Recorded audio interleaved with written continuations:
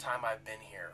He's the one person that I always know is looked up to by all the students, and therefore he's an individual that I've tried to emulate in as many ways as I can, because I figured that if the students liked him, they'd probably like me if I acted like him. So that's the imprint that Jim has left on me, and we wish him all the best. Hello. I'm going to talk about how Jim Seward left an imprint on me. I've been very lucky to have an office that's right next to his. He's actually right over there. And my guess is that he's with a student right now. Fisher is known for giving personal attention to students, but Jim is with students all the time. When I go to talk to him, anyone goes to talk to him, you usually can't get into his office. There's usually a line of students outside the door. If he takes the idea of Fisher to the extreme, if you take a class with him, you get a mentor. And I think in watching this and him modeling for me what it is to be a great teacher, I hope that I've learned something, and that's what he's done for me. So I know that Jim likes to talk a lot about imprints and what people actually leave behind. I think a stronger word to describe him would really be legacy. I've been thinking about that a lot now with him leaving, and I think that the legacy that he's left behind in terms of his teaching, his wisdom that he's imparted, and just his caring and mentorship for everybody around him has just been extraordinary. From a personal point of view, I can say that I feel really lucky. There aren't very many people who've said that they've gotten to work with their best friends for almost 3 decades, and so for that I'm really thankful. Well, when I got here back in 2006, Jim was one of the faculty members here, had been around for a long time, so I'd got to see him in action, and he got to see me in action when I arrived, and I got to say it was great having him around. As a new faculty member, not sure what all was going on. Jim was a good guy to have around. Really took me under his wing, showed me what's what, how I can sort of make an impact here in the department and at Fisher. He really sort of helped me through those first few difficult months when I'm trying to find my feet here. He's just a great guy to have around, and it's not going to be the same without him. Hi Doc, I just want to say thank you for everything that you did for everyone that went to Crossing Borders. I know it was a very different experience for us.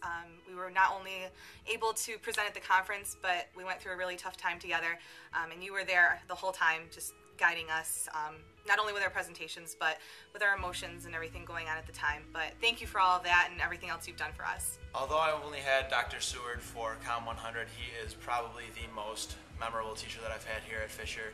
He's the one who got me into the Com major and got me on my way here, and I've kept in touch with him ever since. He's always sending me emails. We're just keeping in touch, whether it's about his love of bodybuilding or just what's going on in his life, moving to Tennessee, and then he just always is keeping up with me, and it's just been an everlasting bond since freshman year.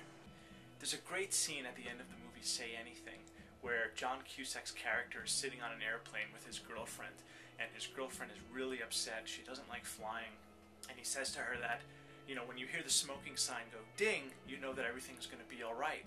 Well, I remember when I was interviewing for my job here at Fisher, I remember being nervous and waiting for that moment that someone was going to tell me everything's going to be all right, you're doing fine. And it happened to be from Jim Seward. During the interview, I look over at him at one point when I'm answering one of the questions that the faculty asked me, and he just sort of looked over at me, knowingly smiled, nodded, and just winked at me. So, thanks, Jim. Well, what can I say about Doc Seward that everyone else hasn't already mentioned? I guess I can say that I'm really gonna miss him, because I'm gonna miss the encouragement. I'm gonna miss the conversations, the impromptu conversations in the morning when he would stop by, or I would have a problem and go into his office, and I'm gonna miss his words of wisdom, how he can encourage me, but at the same time beat me up and not let me sell myself short.